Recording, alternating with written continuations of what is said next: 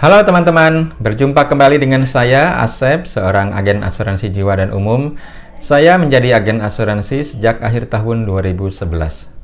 Pada kesempatan ini, saya akan mengulas sebuah gambar tentang prioritas asuransi dalam keluarga. Nah, ini gambarnya ya. Ada sebuah keluarga, ada ayah, ada ibu, dan ada anak-anak, dan ada lagi anak yang lagi digendong ini. Ya, dan ada payung. Payung ini melambangkan asuransi ya, perlindungan. Oke. Apa saja prioritas asuransi dalam keluarga? Bisa dibaca di sini. Yang pertama adalah asuransi jiwa untuk pencari nafkah. Pencari nafkah itu bisa ayah atau ibu atau bisa dua-duanya ya. Lalu yang kedua adalah asuransi kesehatan rawat inap untuk seluruh anggota keluarga. Kemudian yang ketiga, asuransi penyakit kritis untuk ayah dan ibu. Lalu yang keempat, asuransi cacat tetap untuk pencari nafkah. 5. Asuransi kendaraan ya, jika punya, bisa mobil atau motor ya. 6. Asuransi rumah tinggal. Inilah macam-macam asuransi yang perlu atau harus ya, atau bahkan wajib dimiliki dalam sebuah keluarga. Selanjutnya kita bahas secara singkat kenapa misalnya asuransi jiwa ini urutan pertama gitu ya. Kenapa coba? Ya, karena yang dilindungi dalam asuransi jiwa ini adalah nafkah atau penghasilan.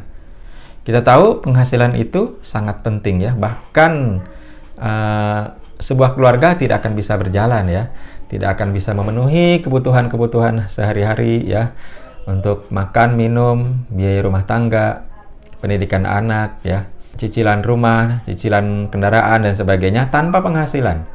Jadi, kenapa asuransi jiwa ini menjadi urutan pertama? Karena yang dilindungi adalah hal atau unsur yang membuat sebuah keluarga bisa tetap berjalan. Dengan asuransi jiwa, jika si pencari nafkah ya, mungkin ayah atau ibu atau dua-duanya meninggal dunia, maka nafkah untuk keluarga itu bisa tetap berlangsung. Selanjutnya yang kedua adalah asuransi kesehatan rawat inap ya, untuk seluruh anggota keluarga. Kenapa asuransi kesehatan ini perlu untuk seluruh anggota keluarga? Ya karena setiap orang dalam keluarga itu mungkin mengalami sakit ya. Siapapun yang sakit, siapapun yang dirawat itu pasti butuh biaya. Yang bayarin biayanya siapa? Ya tentunya yang cari nafkah ya. Nah, kalau nggak ada asuransi. Tapi kalau ada asuransi ya lebih tenang, ya nggak? Tidak perlu keluar dari uang sendiri. Oke, selanjutnya asuransi penyakit kritis untuk ayah dan ibu. Kenapa untuk ayah dan ibu saja? Penyakit kritis itu seperti kanker, jantung, stroke ya, gagal ginjal, liver ya. Itu kan penyakit yang timbul karena gaya hidup. Jadi orang yang sudah tua, sudah dewasa itu secara risiko lebih besar daripada yang masih anak-anak. Berbeda dengan asuransi kesehatan yang memberikan penggantian biaya di rumah sakit. Kalau asuransi penyakit kritis, bentuknya adalah uang tunai, santunan, diberikan kepada tertanggung. Misalnya seseorang terkena penyakit kanker atau stroke, dia dirawat di rumah sakit, nah biaya perawatannya diganti dengan asuransi kesehatan. Lalu untuk biaya di luar rumah sakit, ya dia bisa mengandalkan uang pertanggungan dari asuransi penyakit kritis ini. Yang uang itu bisa digunakan untuk biaya hidup ya, untuk bayar utang, untuk pemulihan ya, dan untuk keperluan lainnya. Jadi lebih fleksibel penggunaannya. Lalu selanjutnya asuransi cacat tetap untuk pencari nafkah. Nah, cacat tetap ini kan risikonya adalah berkurangnya produktivitas atau kemampuan bekerja. Jadi makanya perlunya untuk pencari nafkah saja. Orang bisa mengalami cacat karena kecelakaan, bisa juga karena sakit. Jadi asuransi cacat tetap ini melengkapi dari asuransi jiwa maupun asuransi penyakit kritis yang dimiliki. Lalu selanjutnya asuransi kendaraan ya. Misalnya mobil atau motor ya, atau dua-duanya. Kalau punya dua-duanya ya dua-duanya diasuransikan. Kendaraan itu kan sering dibawa keluar rumah dan dia punya risiko yang cukup tinggi. Bisa tabrakan ya, bisa kesenggol atau kecelakaan lainnya, dan itu butuh biaya untuk memperbaikinya. Atau bahkan juga bisa hancur dan hilang gitu ya. Risikonya cukup tinggi, akan berat kalau ditanggung sendiri. Jadi perlulah asuransi kendaraan untuk mobil dan motor.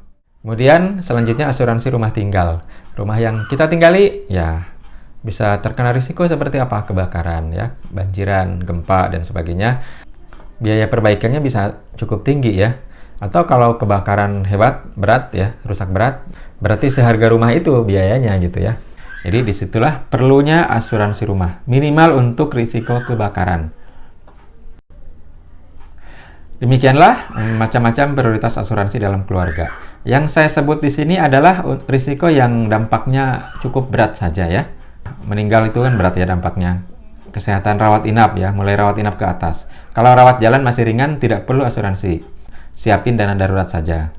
Penyakit kritis apalagi ya, berat sekali biayanya, bisa ratusan juta atau bahkan miliaran, dan bisa kehilangan kemampuan bekerja juga. Demikian pula risiko cacat tetap ya. Taruhannya adalah kemampuan menghasilkan uang.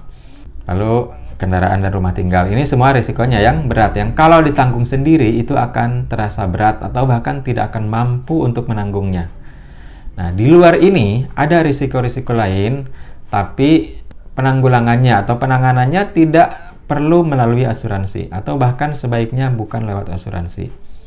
Misalnya risiko yang ringan seperti rawat jalan, rawat gigi ya, kacamata, itu relatif ringan lah, terukur lah. Nah, itu sebaiknya pakai dana darurat ya, uang sendiri. Kemudian untuk risiko melahirkan ya, itu juga bukan musibah malah ya. Sedangkan asuransi itu tujuan utamanya adalah untuk menanggulangi dari hal-hal yang tidak diinginkan yang berupa musibah. Kalau melahirkan itu keinginan sendiri, jadi ya tanggung sendirilah biayanya ya kan. Lalu risiko lainnya seperti pendidikan dan pensiun. Nah, ini bukan musibah juga. Jadi sebaiknya bukan lewat asuransi, tapi investasi atau menabung. Tidak disarankan ya mempersiapkan pendidikan dan pensiun melalui produk asuransi, walaupun produk asuransi itu ada investasinya. Oke, demikianlah prioritas asuransi dalam keluarga. Semoga mudah dipahami dan bisa dilaksanakan. Bagi Anda yang memerlukan produk asuransi apa sih yang tepat untuk keenam risiko ini, ya silahkan menghubungi saya. Saya menyediakan semua produk asuransi yang diperlukan untuk 6 risiko ini. Terima kasih atas perhatiannya. Mohon maaf atas segala kekurangannya. Jangan lupa like, subscribe, komen, dan share ya. Semoga kita semua sehat, sejahtera senantiasa. Amin.